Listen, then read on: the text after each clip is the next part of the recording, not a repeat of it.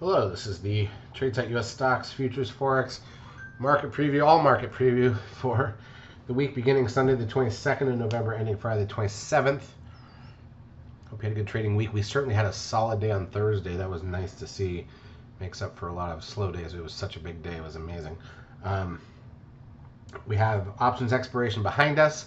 As usual, now we're doing these reports combined. So we're going to talk a little bit about Forex and the dollar and the bigger picture and what we're trying to do as we start to launch Tradesight 4.0 in the next month or two is to kind of give you guys a bigger picture of what's going on in the markets.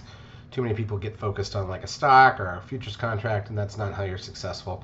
So we're going to start talking about the bigger things. Having said that, the top line here is the dollar index, which did nothing and is not going to give you any added information. Here's the daily chart of the dollar index. As you can see, dead flat for 5 days, right? Just nothing going on at all. It's just not interesting. So, not much to see there.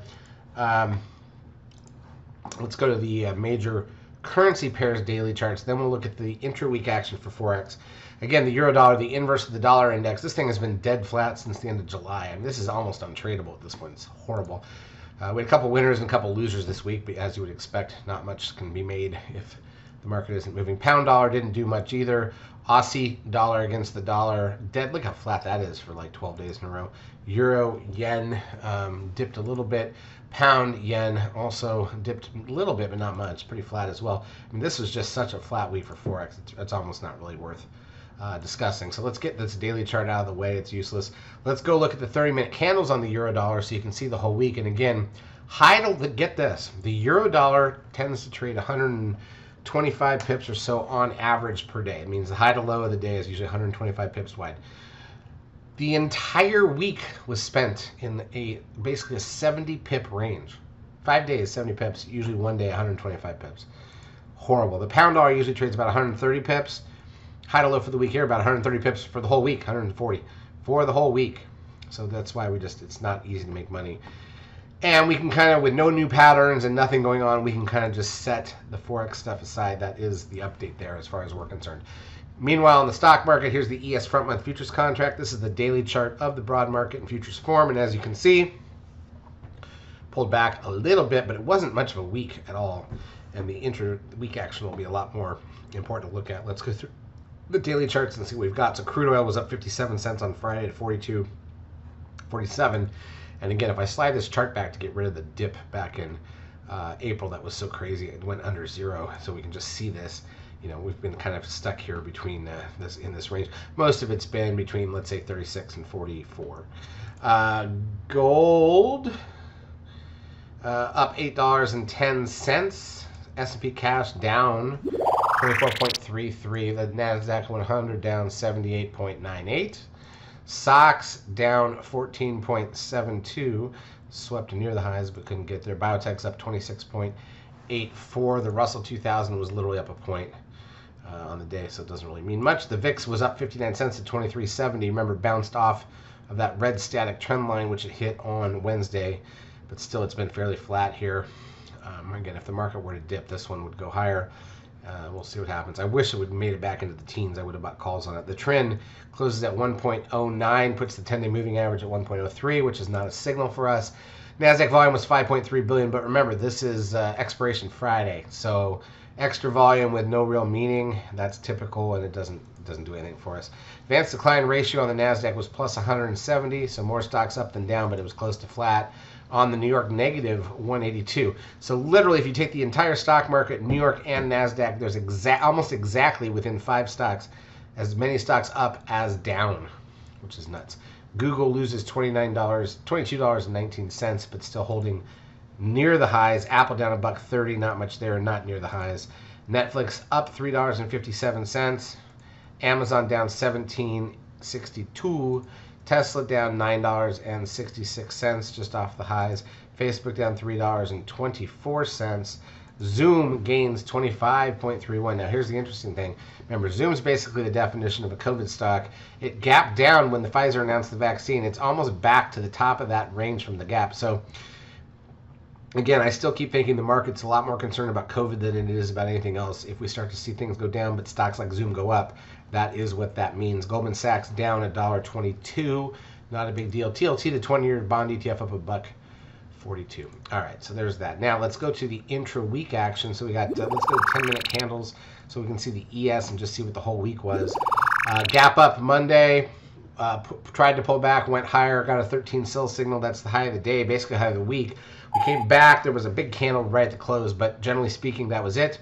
Then on Tuesday, we gapped down and pushed a little bit lower. We went back, almost filled the gap from Friday's close, not quite. That was the low of the day, and then we kind of recovered a bit and closed. And so at that point, you're basically right back where we opened on Monday. Wednesday was a very tiny gap up, basically flat, did not do much. Rolled over, went lower late in the day in the last 30 minutes, filled the gap from Monday or from Friday's close to Monday, and went lower. On Thursday, we gapped down,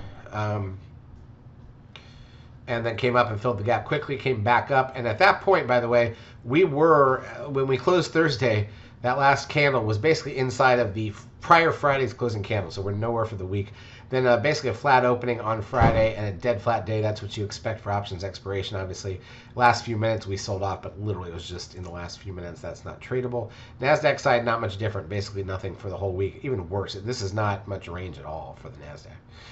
So it was not a very interesting week, but we did have Thursday, which was so big for us. We had MGNI. Like if you look at a couple of the stocks we did on Thursday, look at something like Roku, which on Thursday we rode for over 10 points. That's this day here in the middle that you see.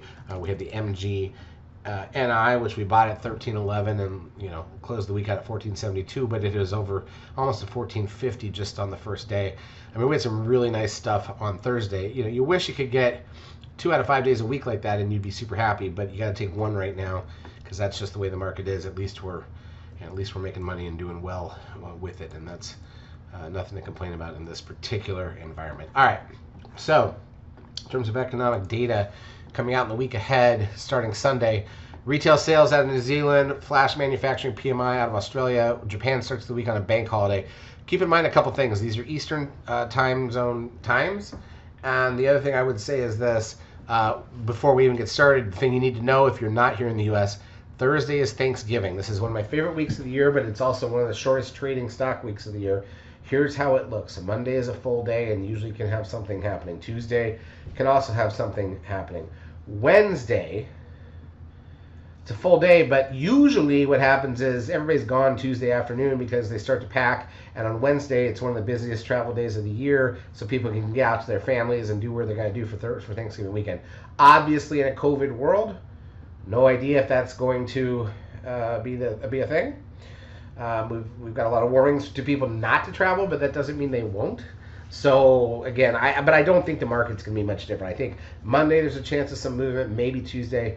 By Wednesday, people are going to hunker in for the holiday and be happy. Thursday, the market is closed for Thanksgiving here in the U.S. Banks, everything. So no Forex calls Wednesday night, and we only have reports for Monday and Tuesday on the stock side. We'll have a report for Wednesday, but it won't have any calls because it's usually a dead day. No report for Thursday. The market's closed. Friday is a half day only because by rule, the stock market cannot be closed more than 3 days in a row, including weekends. So they have to open it up for a half day. No professional trader shows up for that. It usually is a positive day, I will say that. Usually a couple stocks with the sellers, professional sellers gone, the stocks gap up. We're not going to be here to trade that. The room is open if you want to go look at whatever, but that is how that looks. All right, so with that said, again, back to Monday. French, German, and the broad European and the UK flash manufacturing and services PMI numbers, all between 3:15 a.m. and 4:30 a.m. Eastern Time. CB leading index out of China. Flash manufacturing and services PMI numbers here in the U.S. at 9:45 a.m. Eastern Time. Go to Tuesday, you've got the German final GDP, CBI realized sales out of the UK, housing price index here in the U.S., CB consumer confidence and Richmond manufacturing index here in the U.S., not much else that matters there. You go into Wednesday, you got Bank of Japan's core CPI, Credit Suisse economic expectations, ECB financial stability review, U.S. preliminary GDP. That's the second look at GDP for the third quarter. It's expected again to show a pretty good number, about 33.1%. But again, that's a big rebound off of the huge plummet from the second quarter and even a little bit of the first quarter. So I mean, it's just a rebound, right? It's the idea that the things did come back for some people. But if you drop 33% and come back 33%, you're still not back to even. So it is what it is. Weekly initial and continuing jobless claims numbers, durable goods, goods trade balance, preliminary GDP price index, preliminary wholesale inventories, all at 8:30 a.m. Eastern time here in the U.S. on Wednesday. Again, some of that probably pushed up a day because of the holiday. 10 a.m. we've got revised University of Michigan sentiment, which usually comes out on Friday, but again, the holiday. Core PC price index, new home sales, personal income, and spending. Okay. 10:30 crude oil inventories, and then natty gas at noon because of the holiday. We got the minutes from last Fed meeting at 2. Then Wednesday night, trade balance out of New Zealand. But again, U.S. is on holiday after that, so Europe's got money supply and private loans. Nothing that matters. Tokyo core CPI Thursday night. German import prices, nationwide housing price index out of the UK. French consumer spending and preliminary CPI and GDP, and Italian 10-year bond auction. Again, for that half day here in the U.S. on Friday that most professional traders are not going to be around. So enjoy your Thanksgiving. Have a great holiday. Let's trade Monday and Tuesday and see if anything happens. I don't know that we'll see anything Wednesday. I do think that the COVID numbers, obviously, on the rise. It could lead to a negative week in the market, and maybe there'll be some opportunities before we shut down for the holidays. Maybe people won't want to hold stocks over basically a long weekend, even though they have that half-day Friday to make some adjustments. So I'm guessing things might be a little tight from that perspective, but who knows? Let's just trade it and see what happens. We will have picks in the report for Monday, picks in the report for Tuesday. We'll have probably one more market preview for the week on Tuesday on YouTube, and that's it. And then we'll just do the rest from the tape in the room. Monday, Tuesday, and Wednesday morning. Charts as usual brought to you by eSignal. If you've not yet taken a trial of our services, feel free to do so. We will help you out. Have a great trading week. Happy Thanksgiving.